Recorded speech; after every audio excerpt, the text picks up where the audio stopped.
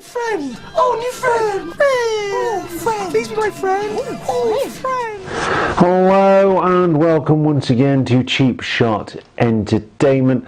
I am your host Luke and you are the Cheap Shot Nation, and we're going to take you through everything that happened on NXT UK episode number 26, because apparently what is it, 26? I know it's 27 I've got it down as, but apparently it's not 27 because NXT TakeOver counted as an extra show and it went in the timeline. So yeah, so last week was 26, this is 27 rather, so it's episode 27. Anyway, we finally got some fallout from NXT TakeOver Blackpool. We've got Pete Dunne on the show and various other wrestlers that we've got things to run down, so we'll get straight on to that. But in the meantime, click the subscribe button, like the video, leave us a comment down below, let us know what you think of the channel and the reviews of it. Support independent wrestling here in the UK. You can join the revolution right here on Cheap Shot Entertainment by clicking that subscribe button, following us on Instagram, Twitter and Facebook, and doing all that kind of stuff. Social media without being social. Anyway, I'm wearing my good old Jackie Cave t-shirt that I picked up this weekend, having gone to the Hope Future first anniversary weekend. 2 days of wrestling goodness that we have witnessed, including a Lego Warfare match. Review to come very soon. Expect Zuzzy Z, Martin and TJ to be involved in those. And we're going to get on with the show. This is NXT UK episode number 27, took place in Blackpool and it was aired last Wednesday, which I can't remember the date of. So yeah, we'll run down that stuff later when I've found the date, and we'll get on with the show. Enjoy! And so we get into the first segment of NXT UK number 27, took place on the 23rd of January, or at least was released on the 23rd of January. I'm pretty sure it was filmed a bit earlier than that. And we see the United Kingdom champion Pete Dunne make his way to the ring after his triumphant defence of his WWE UK Championship against Joe Coffey at NXT UK TakeOver Blackpool.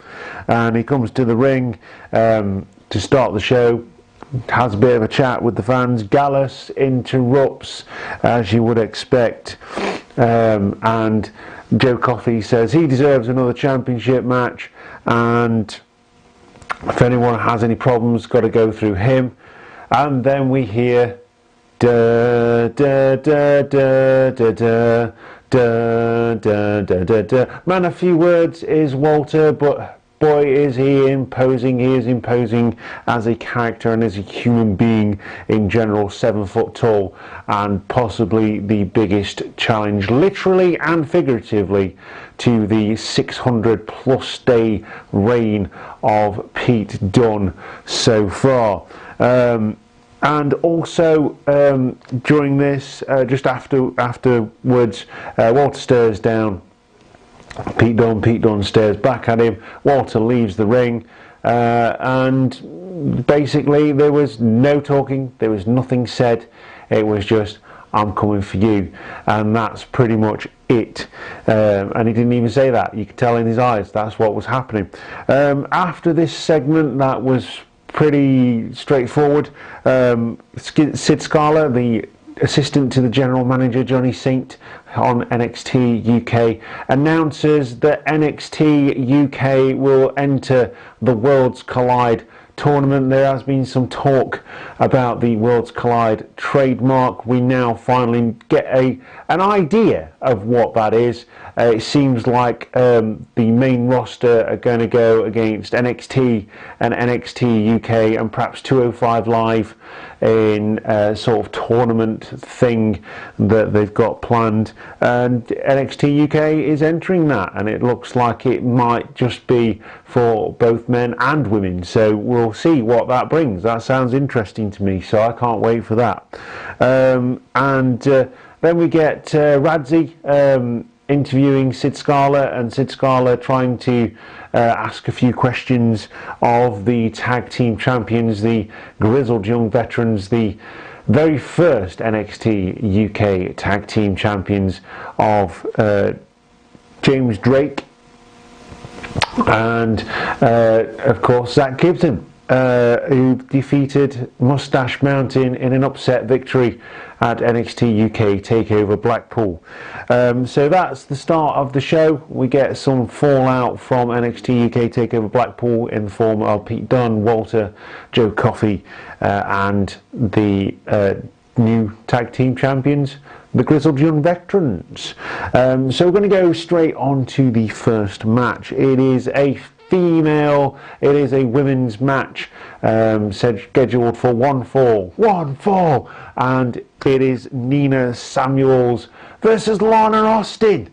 This lady is awesome. The first time I ever saw Lana Austin wrestle, she went against D-Bone, who was her real life husband at the time. Not sure whether they're still together or not, and she kicked arse. She was brilliant. I would go as far as to say she was my female wrestler crush at the time, and I'd only ever seen her once. She was fantastic, and what a great wrestler. Unfortunately, she comes up short, with Nina Samuels picking up the win in this match. Lana Austin showed what she could do. I hope we see more of her, and hope she's given the chance. Nina Samuels started off slow in NXT UK, having a few matches and not winning any of them. She was also involved in the first ever women's match on NXT UK. I think it might have been the first ever match on NXT UK TV programming. Few moves in here and there, but Nina Samuels is pretty much dominant throughout this match and picks up the victory over Lana Austin, using the Prima Donna move, which was her finisher, 2 times clotheslines and all that kind of stuff, and Lana Austin was favouring the shoulder at that time. So yeah, she couldn't quite pull out the victory on this one, but Nina Samuels picks up another win and some more momentum in the women's division in NXT UK. So we next get a flashback at a WWE exclusive, WWE.com exclusive, of Mustache Mountain being interviewed in the back after their match at NXT UK TakeOver Blackpool, and they basically say they're not going to give up. They're still gunning for those NXT UK Tag Team Championships, and they're going for them, and they're not, you know, they've got eyes for them, and they're not going to give up. So that's pretty straightforward. We next move on to Toni Storm pledging her allegiance to NXT UK, and saying that she could have taken a championship match anywhere. She could have gone to Raw, she could have gone to SmackDown, she could have gone to NXT. She chose NXT UK because that's where, you know, she lives in the UK, and that's the fan base that built Toni Storm. So thank you, Toni, for being part of NXT UK and giving us experience and your ability to entertain us throughout the show. And also congratulations on your championship win. So we get the second match of the night. It features Eddie Dennis versus Jamie Ahmed. Jamie Ahmed is a relative newcomer. Eddie Dennis is a veteran of the NXT UK roster now, having gone 27 episodes in. He featured on NXT UK TakeOver Blackpool, coming up short against Dave Mastiff, and he's looking to gain that momentum back that he lost against Mastiff, coming up short a couple of times against him, but more so in the no disqualifications false count anywhere match at NXT UK TakeOver Blackpool. Eddie Dennis, usually dominant in his matches, and it's no different here. Ahmed struggles to get anything going. Dennis is absolutely fully on top of everything that Jamie Ahmed tries. There is a little bit of a flurry from Jamie Ahmed about 5 minutes into the match. This is quickly cut down by Eddie Dennis and his power game. The match finishes with a power bomb driver for the win. Yeah, like I say, dominant display from Eddie Dennis, who wouldn't expect anything else. Eddie, Eddie, Eddie, oi, oi, oi. And showing what he can do coming off NXT TakeOver. Maybe he's going to continue his feud with Dave Mastiff, maybe he's going to go somewhere else. But I'd see a championship match in the future if Walter picks up that championship. With Walter being so big, it would make only sense that another big wrestler would go against him for his first championship defence. But we've only ever had 2 UK champions. One of them was Tyler Bate and the other one was Pete Dunne. So who knows, we're about ready for a new champion, but I can get behind Pete Dunne being champion. He's never boring, he's always willing to defend his championship, and yeah, he's been the model champion since he's been holding that championship for over 600 days, and everyone else needs to look up to him and see what he has done in that time. And it's also at this point that I will mention that we will see Eddie Dennis on a Hope Wrestling show in a couple of weeks. He's part of the Rumble match, and he's coming to Leicester for for Hope Wrestling in Leicester, and that is taking place, I believe, on the 2nd of February and on the 8th of February in Mansfield. I will check those dates for you and make sure that I'm right during the video. And yeah, if you want those tickets, go over to hopewrestling.co.uk and click on the store. You can get your tickets there. It is e-tickets, so just take your phone along with your receipt and you will be able to get in and enjoy that show. First time I've ever had a Rumble in Mansfield, should mention that. And yeah, it's going to be really good. We're going to have some really, really good names in there, and coming straight off the back of the Royal Rumble, in fact. So yeah, looking forward to that one. I'll be there. I'll be doing my reporting as usual. And yeah, if you're in the area, if you're in the East Midlands, get over to hopewrestling.co.uk and get those tickets. And so we move on to the main event of the show, which is Jordan Devlin and Travis Banks, the match that we should have had at NXT UK TakeOver. Banks was attacked by Devlin earlier in the day, took him out. He did come out for his match, but then he got taken out again by Devlin in that match, with the bell never sounding at the beginning, getting carried out. Travis Banks to the back.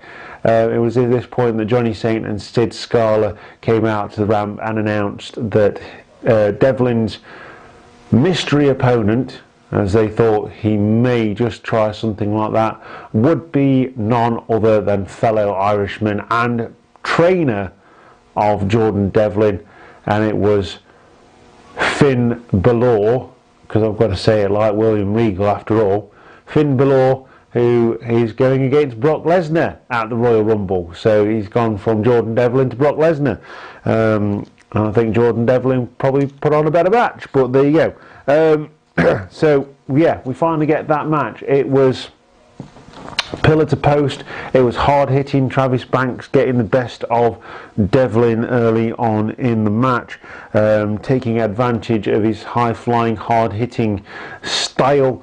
Devlin does eventually manage to come back and take advantage of the shoulder and the knee that Banks has had surgery on recently and injured at the hands of Jordan Devlin.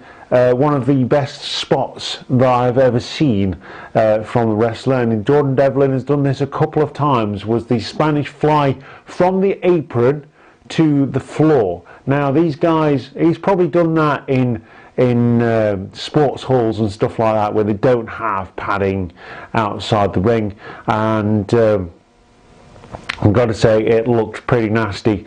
Jordan Devlin feeling the pain, as well as Travis Banks, but that's got to knock the wind out of you.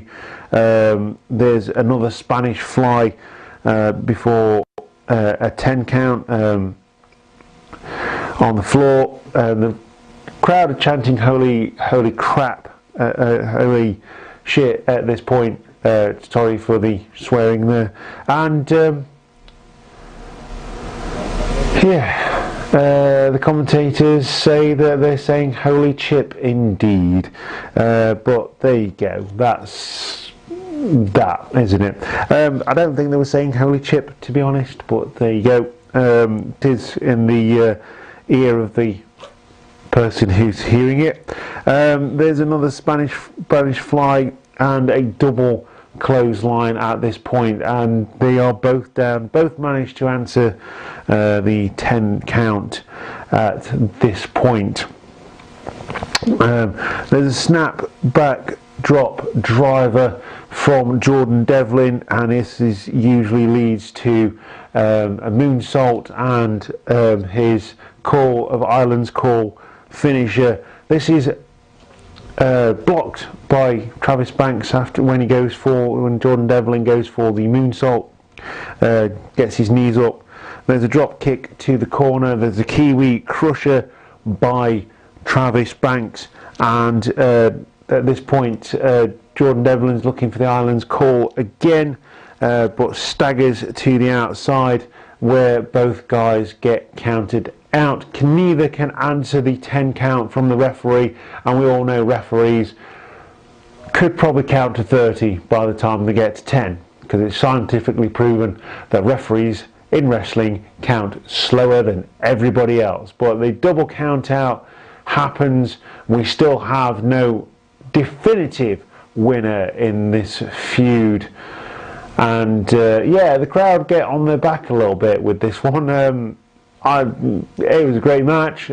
Shame that it didn't finish properly, but I think that's the first count out victory, or double count out, or even count out in general, that we've had in NXT so far. And considering there's 50 plus hours of content so far on NXT UK TV, I'd say that's pretty decent, to be honest, and I don't see that this will be the end of that at all.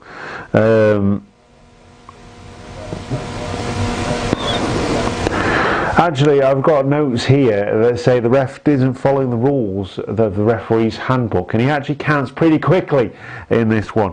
But they both continue after the bell. They go fighting in the crowd, and like I say, it's definitely not the end of this. I can see no DQ or a cage match, first cage match in NXT UK coming up very, very soon. But double count out here, no discernible winner, and the feud continues between Travis Banks and Jordan Devlin. And so that is everything that happened on NXT UK. Episode number 27 was aired on the 23rd of January 2019